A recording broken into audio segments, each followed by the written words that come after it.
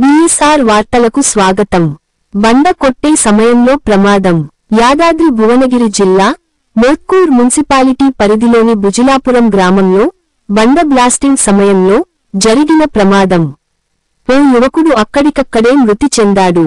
బుజిలాపురం గ్రామ ఆర్చి వద్ద బీరప్ప గుడి సమీపంలో ఉన్న ఓ పెద్ద బండ మోత్కూరు మున్సిపల్ కేంద్రంలోని కాసవారి గూడెం గ్రామానికి చెందిన వ్యక్తులు పగులకొడుతున్న సమయంలో పెద్ద బండ కాసివారి గూడెంకు చెందిన నాగులు మీరా అలియాస్ ఎస్కే సలీం 30 సంవత్సరాలు పై పడటంతో అక్కడికక్కడే మృతి చెందాడు.